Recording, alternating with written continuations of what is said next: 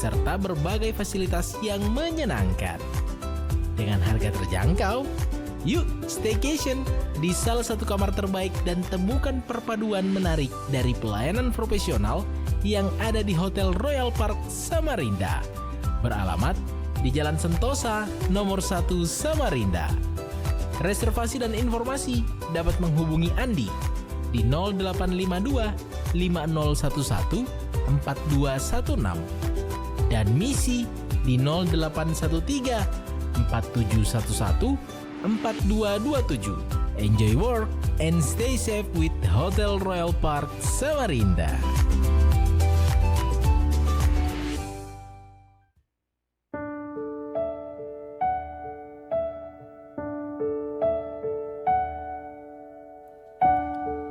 Shalom, selamat malam halo listener, kembali lagi pastinya di ruang dengar Anda dari jangka bagian nomor 27C Samarinda dalam program Reach the Unreachable, menjangkau yang tak terjangkau.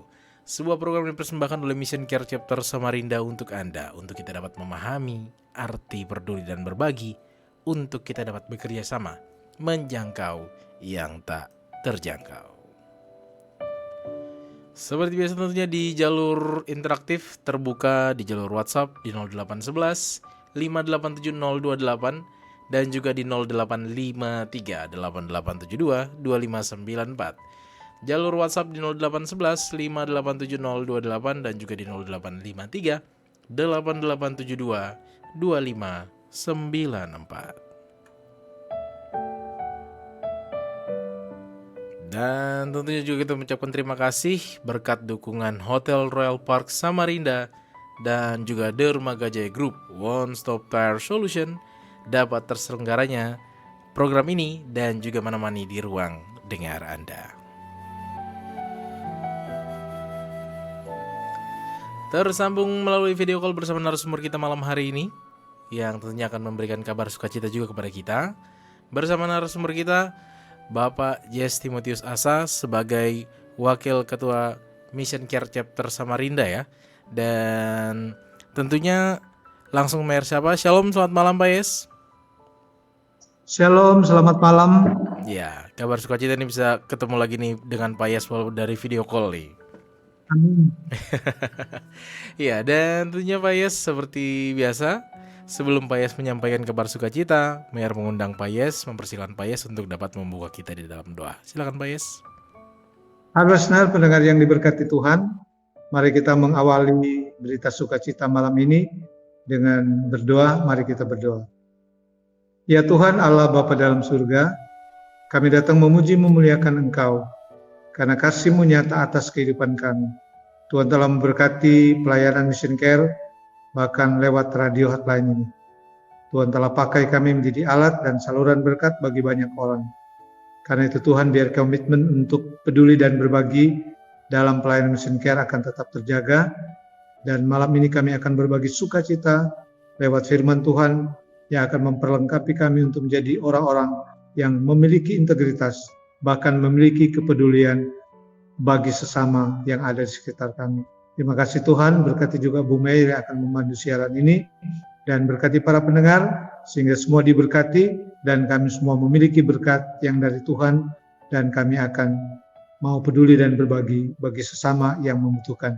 Dalam nama Tuhan Yesus kami berdoa. Amin. Amin. Dan tentunya dengan tema kita malam hari ini, hidup yang berbuah, dari Kolose 4 ayat 1 dan 6 yang akan disampaikan oleh Pak Yes Timotius Asa. Kepada Pak Yes, dipersilahkan. Hadirin pendengar yang diberkati Tuhan, malam ini kita akan membahas satu perikop bacaan dalam Kolose pasal 4 ayat 1 sampai dengan 6.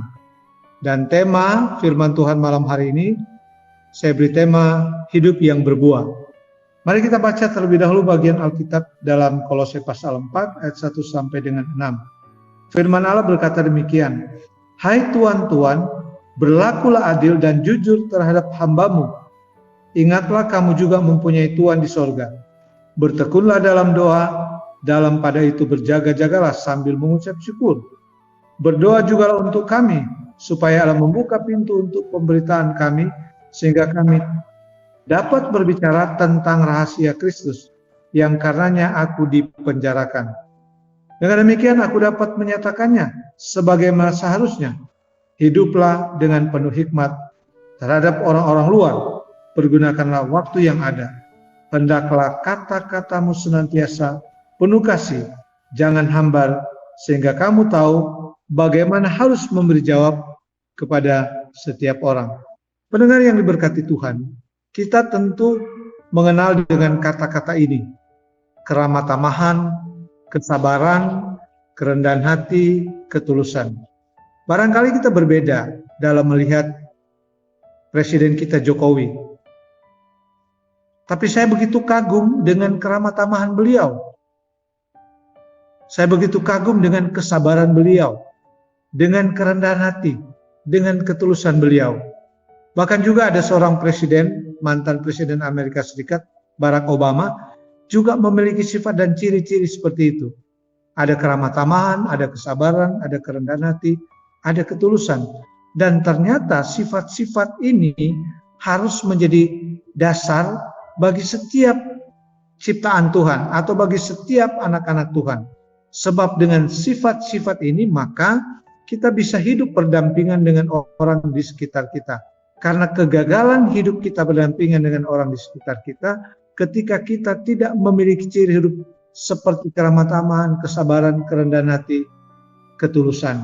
Pendengar yang diberkati Tuhan, sebenarnya yang menjadi pertanyaan, apa yang diharapkan orang terhadap para pengikut Kristus? Atau apa yang diharapkan orang-orang di sekitar kita tentang kita sebagai anak-anak Tuhan? Mari saya ingin mengulas satu kisah tentang Mahatma Gandhi. Pada satu ketika dia masuk ke rumah ibadat orang percaya. Waktu itu India dijajah oleh Inggris. Dan ternyata ketika dia masuk dalam rumah ibadat di mana orang-orang Inggris sedang beribadah, dia tidak mendapatkan simpati oleh karena perilaku orang-orang yang sedang beribadah. Arogansi, kesombongan nampak pada orang-orang tersebut. Karena itu beliau menjadi tidak suka dan tidak jadi masuk dalam rumah ibadat itu. Dan hanya beliau berkata, saya suka dengan pengajaran dan sosok Kristus, tapi tidak suka dengan perilaku orang percaya atau orang Kristen. Ketidaksukaan ini nampak dari perilaku orang-orang yang pada waktu itu sedang ada dalam rumah ibadat. Artinya mereka tidak punya keramah tamahan, mereka tidak punya kesabaran, mereka tidak punya ketulusan. Sifat-sifat itu tidak ada. Sehingga kemudian dia hilang simpati. Walaupun dia mengagumi ajaran-ajaran daripada Yesus Kristus. Nah, dalam satu seminar ketika saya mengikuti di Batam beberapa waktu yang lalu, dalam sebuah kegiatan seminar tersebut ada membahas tentang masyarakat, agama, sosial, dan budaya. Dalam ceramah yang disampaikan oleh Gus Aan Ansori sebagai pendiri jaringan Islam anti diskriminasi, ternyata kita tidak disukai oleh orang-orang di luar sana. Pertama, oleh karena perilaku kita yang tidak bisa memberi teladan. Bahkan kalau kita bicara tentang sejarah, memang ketika kita dijajah, para penjajah dianggap tidak bisa membawa kasih yang benar sehingga kemudian orang tidak mengagumi tentang keimanan kita. Pendengar yang diberkati Tuhan, apa yang tidak disukai? Yang tidak disukai adalah perilaku hidup atau tentang keteladanan. Karena perilaku hidup yang tidak disukai, maka kemudian kadang-kadang terjadi konflik dalam kehidupan bermasyarakat kita. Nah, kalau kita melihat bacaan kita pada hari ini, yaitu tentang kitab Kolose. Kitab Kolose sendiri adalah satu dari 4 surat Rasul Paulus yang dikirim dari penjara. Dan kita tahu bahwa jemaat Kolose bukan hasil penginjilan Rasul Paulus sebagaimana dalam Kolose pasal 2 ayat 1. Tapi diperkirakan Kolose adalah hasil penginjilan yang dilakukan oleh Epafras, rekan sekerja Paulus. Itu dalam Kolose pasal 1 ayat 7. Kemudian surat Kolose ditulis Rasul Paulus untuk mendorong jemaat Kolose agar tetap mengikut Yesus Kristus dan tidak terpengaruh oleh ajaran-ajaran yang menyesatkan jemaat. Mereka harus hidup layak dan berkenan kepadanya. Itu berarti harus meninggalkan kebiasaan buruk. hidup sebagai umat yang menjaga kekudusan, rendah hati, punya kelemah lembutan, pemaaf dan penyayang. Itu sifat-sifat yang diinginkan oleh Rasul Paulus yang harus dimiliki oleh orang-orang Kolose. Kemudian jangan terpengaruh dengan ajaran-ajaran sesat. Karena kalau kita melihat dalam bacaan kita pada malam hari ini, kalau kita bicara tentang teksnya, bacaan ini sebenarnya diawali dari pasal 3 ayat 18 sampai dengan 25, di mana berbicara tentang hubungan anggota-anggota rumah tangga. Hubungan antara suami harus seperti apa, istri harus seperti apa, anak-anak harus seperti apa, dan bagaimana kita berperilaku dengan orang yang di luar kita, yang disebutkan di pasal 4 ayat 1 ini, yaitu dikatakan, hai tuan-tuan, berlakulah adil dan jujur terhadap hambamu. Hamba di sini adalah orang di luar kita. Oleh karena itu dikatakan bahwa kita juga harus berlaku adil dan jujur terhadap orang di luar kita. Siapa orang di luar kita? Itu yang mereka kita temui setiap hari. Mungkin orang yang tidak sesuku dengan kita, tidak sebahasa dengan kita, tidak seiman dengan kita. Orang-orang di luar itulah yang harusnya menerima perilaku baik dari kita. Karena dikatakan bahwa harus berlaku adil dan jujur terhadap hambamu, terhadap orang luar. Bagaimana harus berlaku adil? Bagaimana harus berlaku jujur? Itu perilaku yang harus ada dalam kehidupan kita sebagai anak-anak Tuhan. Dalam ayat 2 dikatakan Paulus minta agar jemaat bertekun dalam doa, berjaga-jaga sambil mengucap syukur. Artinya ketika kita hidup berdampingan dengan orang di luar kita, maka kita juga harus tekun di dalam doa.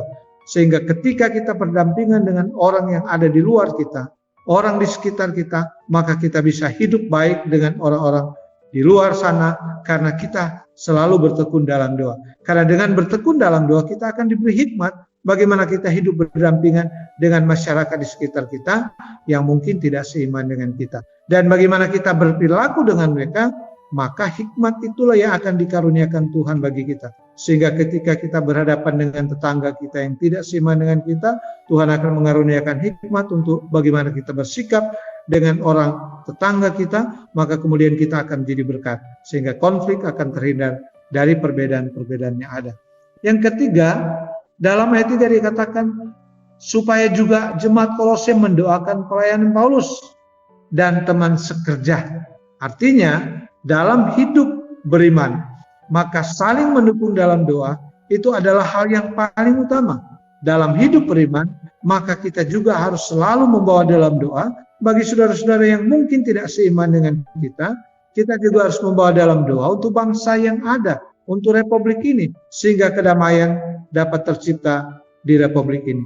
Apakah lagi ketika kita akan menghadapi pesta demokrasi, akan dilaksanakan pemilihan legislatif, pemilihan presiden dan wakil presiden pada tahun 2024. Dan semua itu harus kita dukung dalam doa. Sehingga penyelenggaraan pesta demokrasi ini akan berlangsung dalam situasi kondusif, damai, dan sejahtera.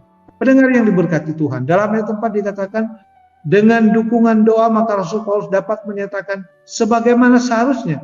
Artinya ketika kita mendukung dalam doa kepada sesama kita, maka orang yang kita dukung dalam doa pun akan bertindak, akan bersikap sebagaimana yang dikehendaki oleh firman Tuhan. Ketika kita mendukung dalam doa, sebagaimana Rasul Paulus mengajarkan kepada jemaat di Kolose supaya juga Rasul Paulus dukung dalam doa, dan Rasul Paulus akan menunjukkan perilaku sebagai pengikut Kristus. Maka ketika kita mendukung dalam doa orang-orang di luar kita, orang-orang juga akan menunjukkan perilaku sebagaimana diajarkan oleh Kristus. Bagaimana perilaku hidup yang kita harapkan? Perilaku hidup yang kita harapkan orang-orang di luar kita adalah hidup mengasihi. Sehingga ketika kita mengasihi mereka, mereka juga mengasihi. Akhirnya yang terjadi adalah persaudaraan dan persahabatan sebagai anak bangsa. Ayat 5 mengatakan hidup penuh hikmat terhadap orang-orang luar. Pergunakan waktu yang ada. Jadi kita harus berhikmat ketika kita hidup berdampingan dengan orang-orang di luar kita. Kita harus berhikmat ketika ada di bangsa ini. Kita harus berhikmat ketika kita hidup berdampingan dengan orang-orang yang tidak seiman dengan kita. Dan ayat 6 mengatakan, hendaklah kata-katamu penuh kasih, jangan hambar, sehingga kamu tahu bagaimana kamu harus memberi jawab kepada setiap orang. Kata-kata kita yang penuh kasih dikatakan jangan hambar. Artinya ketika kita berucap, ketika kita berkata kepada orang di luar sana, kita harus mengucapkan kata-kata yang membangun, kata-kata yang membangkitkan spirit, kata-kata yang tidak hambar. Artinya ketika kita berkata-kata dengan orang di luar, maka yang ada pada kita adalah ketulusan, kasih yang berdasarkan ketulusan. Jadi tidak hambar. Artinya kita memiliki kasih bukan kasih yang pura-pura, tapi adalah kasih Kristus yang harus kita terjemahkan dalam perilaku hidup kita ketika kita berdampingan dengan orang-orang di luar sana yang mungkin tidak seiman dengan kita. Pendengar yang diberkati Tuhan, bagaimana kita mengaplikasikan firman ini? Yang pertama adalah kita memahami terlebih dahulu tentang apa itu ibadah. Ibadah dalam bahasa aslinya disebut aboda atau melayani, mengabdi. Dan ibadah itu kita mengenal dalam dua bentuk. Yang pertama ibadah ritual dan ibadah aktual. Ibadah ritual adalah ketika kita datang ke rumah ibadat, beribadat pada hari Minggu, atau beribadat dalam persekutuan-persekutuan kelompok yang kecil. Itu disebut dengan ibadah ritual. Tapi ibadah tidak hanya sebatas ketika kita rajin datang ke rumah ibadah. Tetapi ibadah itu harus berwujud dalam perilaku hidup kita, dan itulah yang disebut dengan ibadah aktual. Bagaimana kita mempraktekkan ibadah aktual itu? Dalam pekerjaan kita, dalam kehidupan bermasyarakat, kita harus menunjukkan bahwa kita adalah anak-anak Tuhan. Ketika kita menjadi abdi negara, maka kita akan bekerja dengan baik sebagai abdi negara. Ketika kita menjadi pekerja swasta, maka kita akan bekerja dengan baik. Dan ketika kita di tengah-tengah masyarakat, maka hidup saling tolong-menolong satu dengan yang lain harus ada dalam kehidupan kita, dan itu adalah ibadah aktual. Jadi bukan hanya sekedar datang ke gereja untuk melaksanakan ibadah ritual, tapi ketika kita di tengah-tengah masyarakat, maka kita pun harus peduli dan berbagi bagi sesama kita. Kita peduli dengan waktu kita untuk berbagi dengan masyarakat. Misalnya ketika ada kerja bakti di lingkungan kita, maka kita juga harus menjadi bagian dari pekerjaan itu. Itu merupakan wujud daripada ibadah aktual kita. Pendengar yang diberkati Tuhan, kita kadang-kadang terjebak dengan satu situasi bahwa seolah-olah kita hidup secara eksklusif, tidak peduli dengan masyarakat di sekitar kita. Padahal ada amanat agung yang diamanatkan oleh Tuhan kepada murid-muridnya, dan itu juga menjadi amanat bagi kita. Misalnya dalam Matius 28 ayat 19-20, karena itu pergilah jadikan sekalian bangsa muridku dan baptislah mereka dalam nama Bapa dan Anak dan Roh Kudus. Jadikan sekalian bangsa murid, memberi penekanan supaya orang-orang di luar sana, orang-orang di sekitar kita, mereka juga bisa memperlakukan kita sebagaimana yang dikehendaki oleh Kristus. Artinya mereka berlaku baik, mereka memperlakukan kita, mereka bersikap baik, mereka bertindak baik dengan kehidupan kita ketika kita menjadikan mereka murid-murid. Tidak dalam pengertian yang saya pahami untuk menjadikan mereka Kristen, tapi bagaimana menjadikan mereka menjadi orang-orang yang bisa berbuat baik. Dan ada pesan-pesan firman Tuhan yang tentunya harus kita wujudkan melalui perilaku hidup, karena ada disebut dengan kesaksian presensia, ada yang disebut dengan kesaksian proklamasi. Kesaksian presensia adalah mewujudkan tindakan Kristiani dalam kehidupan kita di tengah-tengah masyarakat, sehingga orang menjadi simpati dengan kekristenan kita, dan mereka akan mau hidup berdampingan dengan kita. Karena dalam ayat 20 dikatakan, dan ajarlah mereka melakukan segala sesuatu yang telah kuperintahkan kepadamu, dan ketahuilah aku menyertai kamu senantiasa sampai kepada akhir zaman. Ada perintah Yesus untuk kita mengasihi, dan perintah mengasihi itulah yang harus diajarkan kepada orang-orang sekitar kita. Sehingga ketika orang-orang menerima pengajaran kita tentang kasih, orang pun akan berperilaku mengasihi kita. Dan hal-hal yang kadang-kadang menimbulkan konflik dan percekcokan dalam hidup berbangsa, itu akan terhindar dari kehidupan kita ketika kita melakukan apa yang dikehendaki Kristus. Kesimpulannya untuk firman Tuhan malam ini, pendengar yang diberkati Tuhan. Yang pertama, Allah bukanlah Allah yang eksklusif, mau mengurung diri tanpa peduli dengan orang di luar. Dia datang dengan kerendahan hati, Dan Allah tahu bahwa kasih kita hanya bisa terjadi dalam kehidupan bermasyarakat kalau kita memiliki keramahan untuk menyapa setiap orang. Artinya kasih yang tadi bukan kasih yang hambar, tapi kasih yang diwarnai dengan keramahan ketika kita hidup berdampingan dengan masyarakat di sekitar kita. Kunci utama keberhasilan dalam rangka pertumbuhan kepercayaan kita adalah bagaimana kita membawa misi Allah, dan kita harus membuka diri bagi masyarakat di sekitar kita. Jangan menjadi anak-anak Tuhan yang eksklusif. Kadang-kadang kita sibuk dengan membangun kebesaran kelompok kita, tapi kita lupa untuk memberi keramah tamahan pada orang di sekitar kita. Padahal gereja disuruh hadir di tengah dunia dengan segala keragamannya.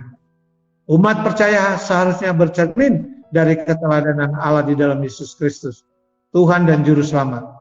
Selain itu, umat percaya harus memiliki Roh Kudus yang akan memampukan kita untuk bersikap ramah terhadap orang lain.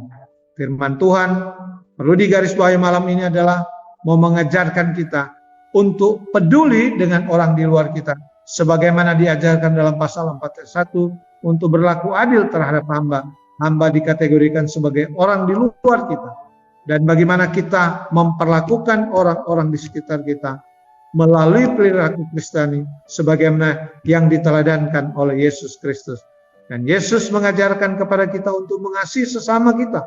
Maka ketika kita hadir di tengah-tengah masyarakat dengan keragaman dan perbedaan yang ada, maka kita pun harus hidup berdampingan dengan mereka, kita pun harus hidup mengasihi mereka, dan kita jangan menjadi orang-orang yang mengekang diri secara eksklusif tapi tidak peduli dengan yang lain. Pekerjaan-pekerjaan ini dilakukan melalui pelayanan mission care yang menjadi wadah pelayanan malam ini. Tuhan memberkati kita. Demikian Mayor. Amin. Iya, terima kasih Pak Yes, bagaimana kita untuk tetap bisa menjadi hidup yang berbuah. Dan tentunya hal listener masih terbuka di jalur WhatsApp ya, di 0811 587028 dan juga di 0853 8872 2594. Di 0811 587 028 dan juga di 0853 8872 2594. Masih dalam program Reach the Unreachable, dan pastinya jangan kemana-mana, kami akan segera kembali.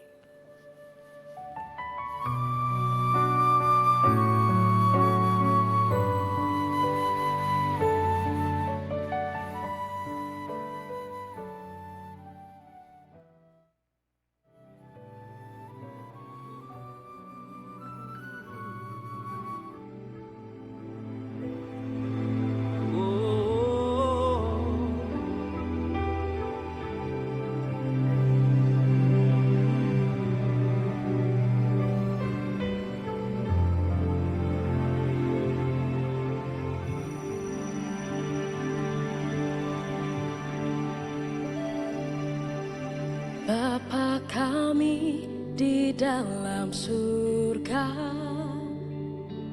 kami datang dengan ucapan syukur, sebab Engkau yang layak, Engkau yang layak, selamanya diagungkan.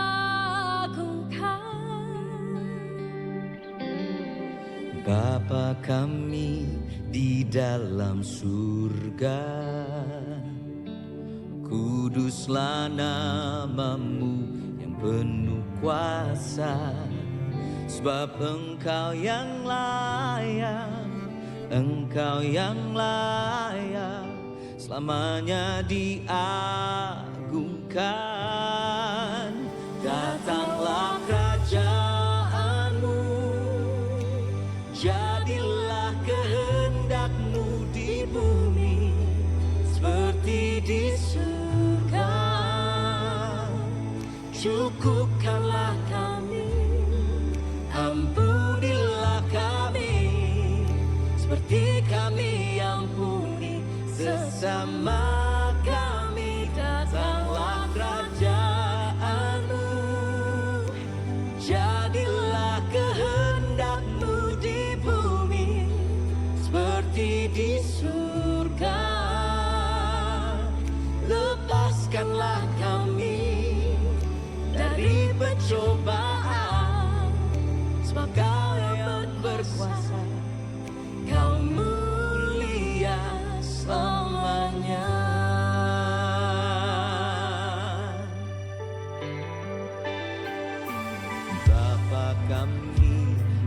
dalam surga.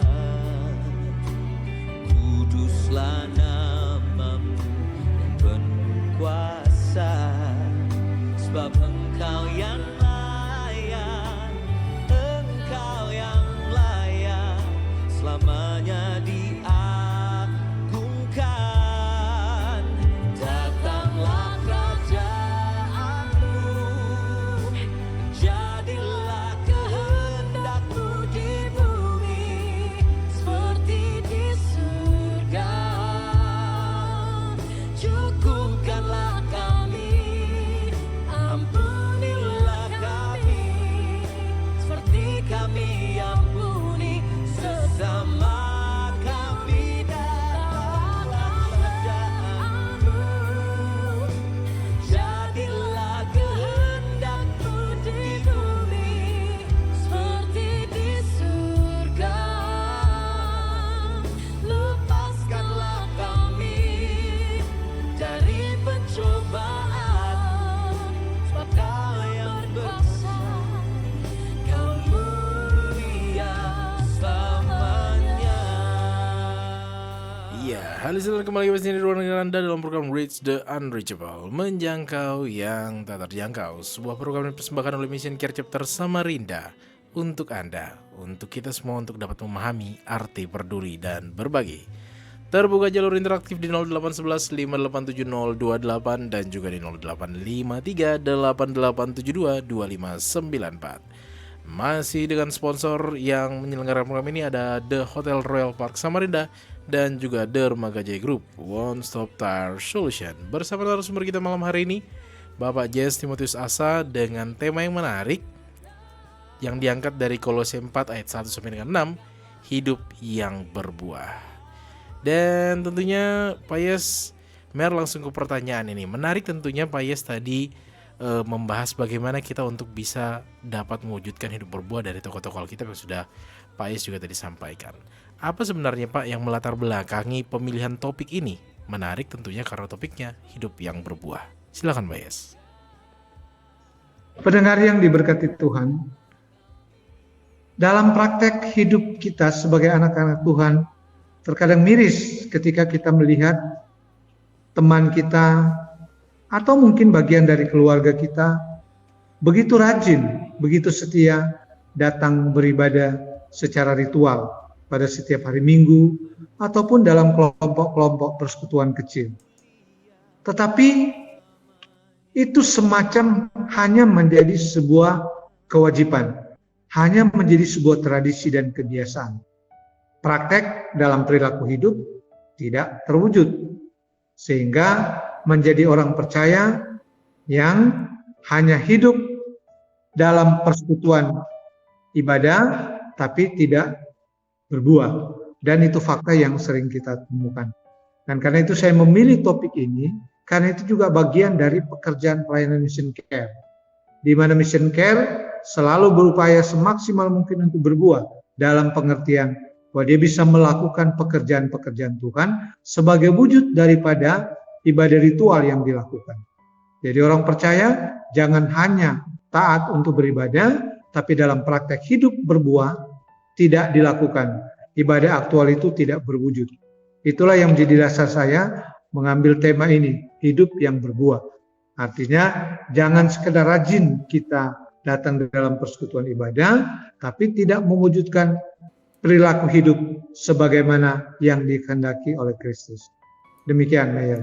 Iya, menarik tentunya karena Pak Yes juga menyampaikan bahwa kita bukan hanya sekedar ibadah, dan juga kalau bisa mewujudkannya. Berarti sering yang bisa Pak Yes gambarkan adalah sering sekali kita kekeringan, tapi keringnya berkepanjangan.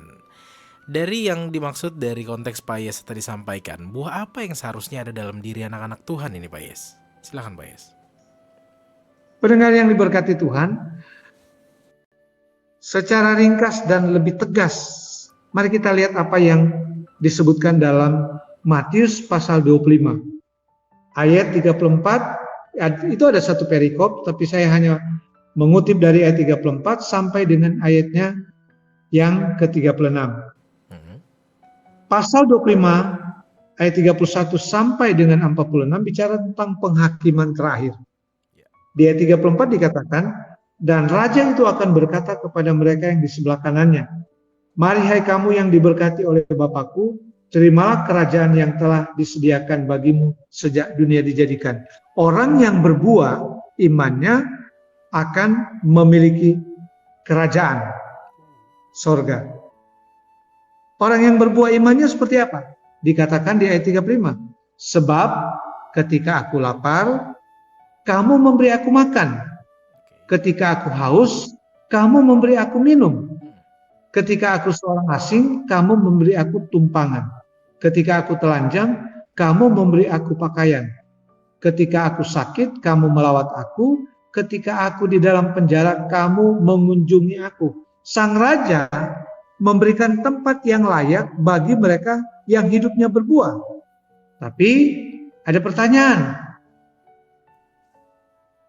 Kepada siapa mereka harus melakukan itu?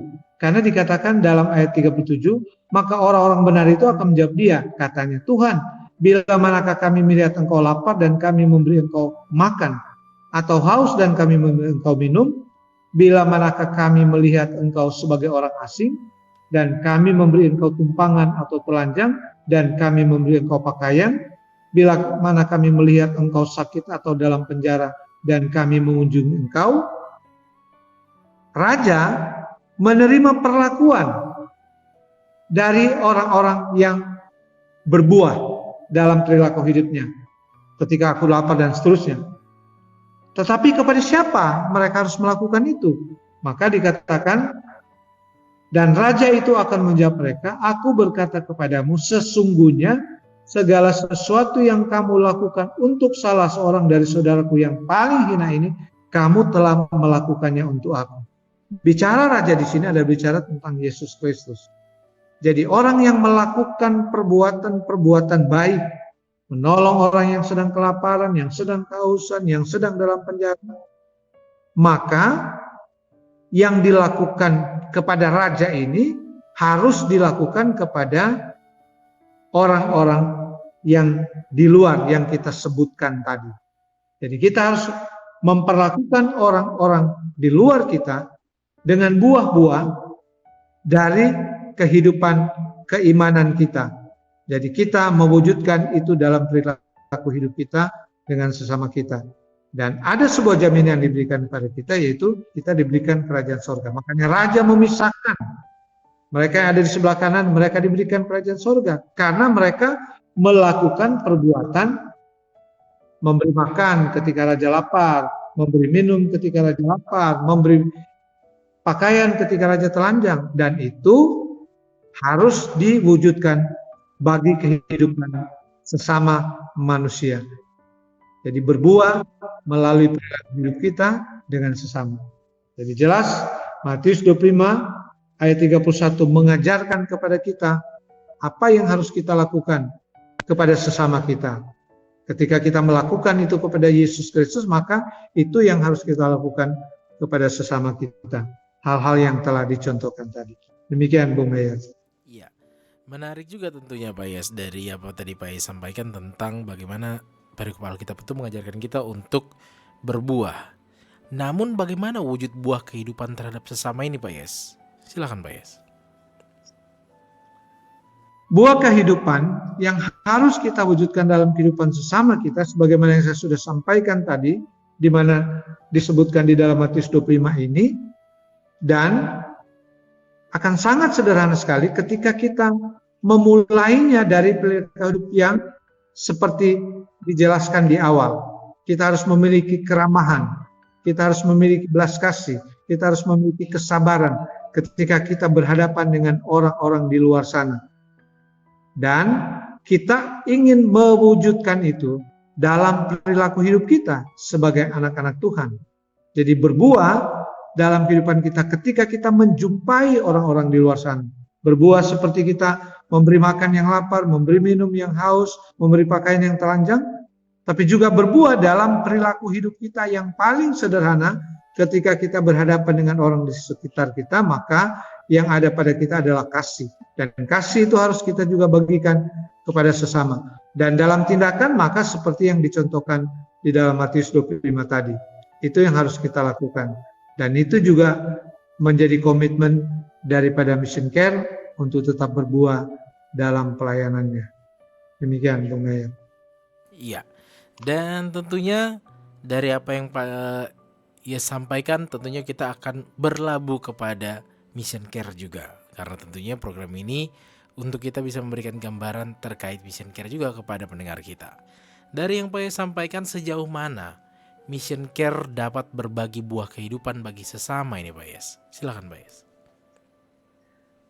Bung Mayer dan pendengar yang diberkati Tuhan, kalau bicara bagaimana Mission Care berbuah dalam pelayanannya, itu memang menjadi bukti dari pelayanan yang dilakukan oleh seorang hamba Tuhan almarhum Pendeta Peter Condro.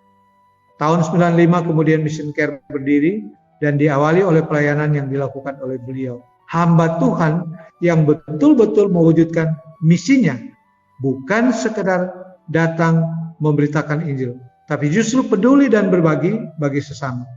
Ketika beliau datang ke Kalimantan Barat, beliau melihat kondisi pelayanan hamba-hamba Tuhan di pedesaan yang begitu memprihatinkan. Pendidikan anak-anak mereka kadang terabaikan karena transportasi yang begitu jauh.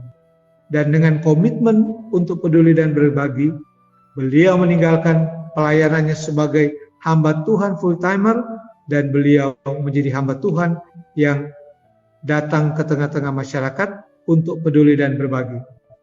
Dan beliau mewujudkan misi itu melalui mendirikan Mission Care. Dan akhirnya hamba-hamba Tuhan yang ada di pedalaman terbantu oleh usaha-usaha yang dilakukan dengan pemberian subsidi. Yang pada waktu itu pemberian subsidi nilainya Rp150.000 pada tahun 95, tetapi nilai itu sudah sangat membantu. Dan pelayanan Mission Care itu pun menjadi berkembang. Bukan hanya mensubsidi hamba Tuhan, tapi juga mensubsidi guru agama dan mahasiswa teologi. Bahkan tidak hanya sampai di situ. Mission Care pun menjadi tergerak untuk kemudian peduli dan berbagi bagi sesama anak bangsa. Di mana kemudian ketika terjadi bencana-bencana alam yang luar biasa menerpa bangsa ini, maka Mission Care juga tergerak hati untuk peduli dan berbagi. Misalnya ketika terjadi tsunami Aceh, Mission Care berbulan-bulan menyalurkan bantuan dengan kondisi yang terjadi di Aceh. Demikian juga ketika terjadi banjir bandang di Wasior, Papua. Demikian juga terjadi bencana alam di Jakarta, banjir, kemudian terjadi bencana alam di Manado, kemudian terjadi bencana alam di Singgi dan Donggala, demikian juga terjadi di Mataram, Lombok. Kita hadir di tengah-tengah masyarakat untuk peduli dan berbagi. Dan komitmen itu tetap terjaga sampai saat ini. Bahkan kita juga membuat penyaringan air bersih di sekian banyak masjid yang terkena bencana alam. Dan peduli dan berbagi bagi Mission Care, itu yang kita wujudkan, melihat orang di luar sana yang juga adalah sesama kita, yang harus juga mendapatkan kepedulian dari kita. Dan ini tetap terjaga sampai saat ini. Bahkan kita sudah berada pada usia 28 tahun, kita tetap punya komitmen untuk peduli dan berbagi. Dan karena itulah kemudian Mission Care pada ulang tahunnya yang ke-25 juga mendapatkan penghargaan dari Persatuan Wartawan Nasrani sebagai lembaga misi yang memiliki kepedulian. Dan kita sudah hadir di Republik ini dengan berbagai macam bencana yang telah kita bantu. Seperti itu, Bung Mayer. Iya, menarik tentunya dari yang Pak Yes sampaikan tadi. Mengingat banyak kegiatan, bisa dibilang banyak hal menanam yang dilakukan oleh Mission Care, dari kegiatan untuk bencana, untuk kemanusiaan dan hal lainnya. Bagaimana tentunya memperoleh dana ini Pak Yes? Karena selain Mission Care juga bertujuan mensubsidi mahasiswa teologi, guru agama, dan juga hamba Tuhan, bagaimana dana yang dikumpulkan untuk membuat kegiatan seperti tadi? Karena pasti kegiatan tersebut dilakukan apalagi dengan kondisi-kondisi misalnya bukan biaya yang murah atau mudah didapatkan untuk betul-betul menjadi support mendukung kegiatan tersebut. Silakan Pak Yes. Dengan sebuah keyakinan, kalau orang-orang yang ada di Mission Care memiliki hati Hmm. yang tulus, maka kemudian mereka akan peduli dan berbagi. Saya tidak bisa membayangkan ada member yang sejak berdiri sampai sudah usia yang ke-28 tahun tetap memberikan donasi bagi hamba Tuhan, guru agama, dan mahasiswa teologi. Hmm. Kalau kita hitung secara ekonomis, itu nilainya sudah cukup besar. Selama 28 tahun dan tidak pernah putus ketika memberi subsidi bagi hamba Tuhan dan guru agama mahasiswa teologi. Demikian juga ketika penggalangan dana terjadi bencana dengan spontanitas Oh. datang dari para member. Jadi ada satu peristiwa bencana alam, maka kemudian kita dengan teknologis yang ada sekarang ini, kita bisa kirim lewat grup-grup yang ada, bagaimana kita mengumpulkan dana, kemudian dengan spontanitas, dana itu langsung masuk ke rekening kami, dan kemudian itu disalurkan sebagaimana menjadi kebutuhan. Dan ini luar biasa.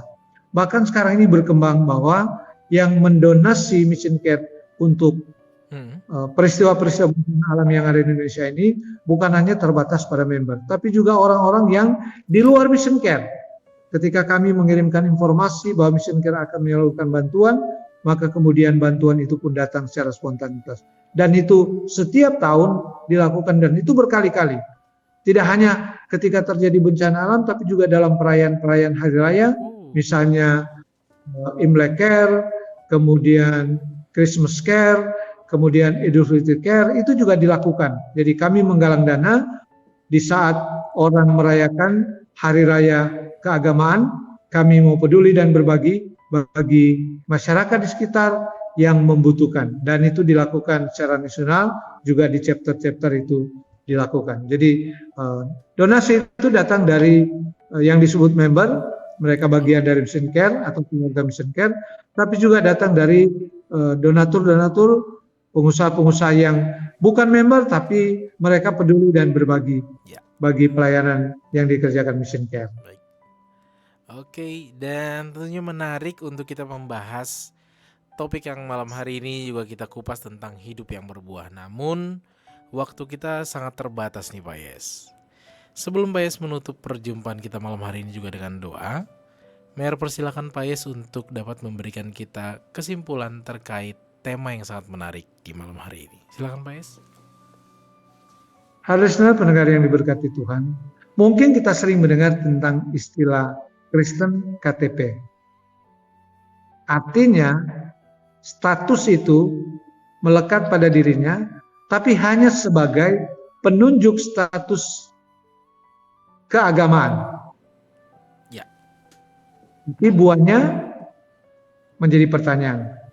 Karena itu saya katakan, kita tidak hanya sekedar datang ke rumah ibadat untuk beribadah secara ritual, tapi ketika kita keluar, makanya dalam ibadah ada yang disebut dengan pengutusan. Kita diutus untuk hadir di tengah-tengah masyarakat, di tengah-tengah bangsa, untuk menjadi berkat bagi orang di luar sana. Dari mana kita memulainya? Dari keramah tamahan, dari kesabaran, dari kasih yang kita miliki. Bagaimana itu mengkonkretkan dalam perilaku hidup, sebagaimana sudah dicontohkan tadi dalam Matius 25. Ketika kita melihat orang yang lapar, kita harus menolong untuk memberi makan. Mereka yang haus, kita harus menolong untuk memberi minum. Mereka yang tidak punya pakaian, kita harus menolong untuk memberi pakaian kepada mereka. Artinya, ada kepedulian kita bagi orang-orang di luar sana yang membutuhkan untuk kita tolong. Karena itu dalam Galatia pasal 6 ayat 2 dikatakan, bertolong-tolonganlah kamu menanggung bebanmu, demikianlah kamu memenuhi hukum Kristus. Jadi bertolong-tolongan menanggung beban. Kita hadir di tengah-tengah masyarakat untuk peduli dan berbagi bagi mereka yang membutuhkan. Dimulai dari keramah tamahan kita, dimulai dari keteladanan kita, dimulai dari belas kasih yang ada pada diri kita. Seperti itu, Bung Meyer. Iya, dan tentunya kebersamaan kita sudah berada di menit-menit terakhir Pak Yes. Sebelum menutup perjumpaan kita, dan pastinya Meyer mengundang kembali Pak Yes untuk dapat membawa kita di dalam doa. Silakan Pak Yes. Harusnya pendengar yang diberkati Tuhan, mari kita akhiri berita sukacita malam ini dengan doa kita berdoa. Ya Tuhan, kami datang menaikkan pujian syukur limpah terima kasih kepadamu karena kami meyakini penyertaan dan pertolongan Tuhan. Hamba boleh menyampaikan kebenaran firman Tuhan, boleh menginspirasi para pendengar untuk hidup sebagaimana yang dikehendaki oleh Kristus. Bukan sekedar melakukan ibadah ritual, tapi juga mewujudkan ibadah aktual itu dalam perilaku kami. Kami mau hadir di tengah-tengah masyarakat kami, biar kami senantiasa boleh menjadi berkat, dan itu wujud tugas panggilan yang dianugerahkan Tuhan bagi kami sebagai orang-orang percaya. Tuhan, berkati para pendengar yang memiliki pergumulan hidup, mereka yang sedang sakit Tuhan sembuhkan, mereka yang memiliki persoalan dalam rumah tangga mereka, dalam usaha pekerjaan mereka, Tuhan tolong mereka, diberi hikmat, akal budi, pengertian untuk mereka keluar dari berbagai macam kesulitan yang ada. Berkati juga anak-anak kami semua Tuhan, mungkin terpisah jauh dengan kami oleh karena pendidikan, pekerjaan, Tuhan jaga pelihara lindungi anak-anak kami.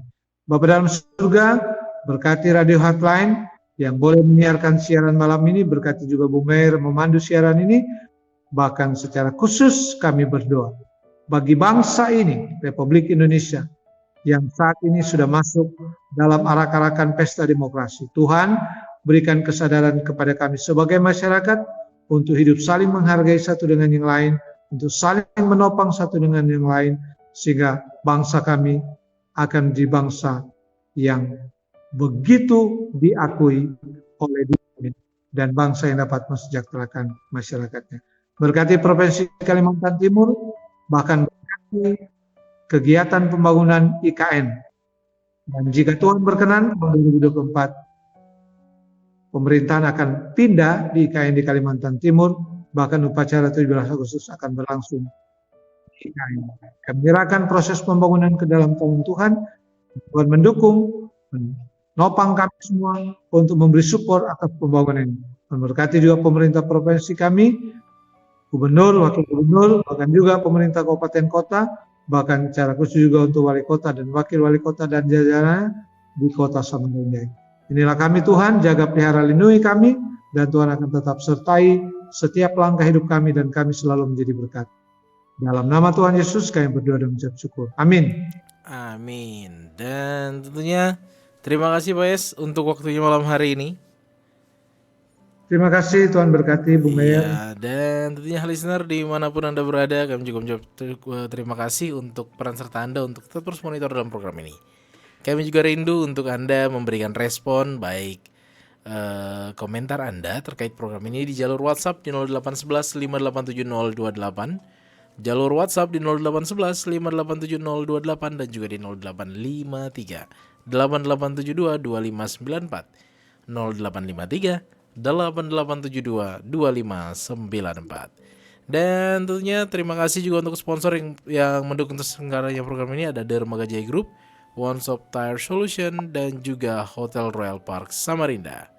Akhir kata, terima kasih listener untuk tetap terus mendukung program ini, mendengarkan program ini. Kiranya kita ketemu lagi minggu depan di jam yang sama, dari jam 8 sampai dengan jam 9 di setiap hari Rabu. Dari balik meja siar Radio Heartline FM kami undur diri. Akhir kata, selamat malam. Tuhan Yesus memberkati. Terima kasih Pak Yes. Terima kasih, selamat malam.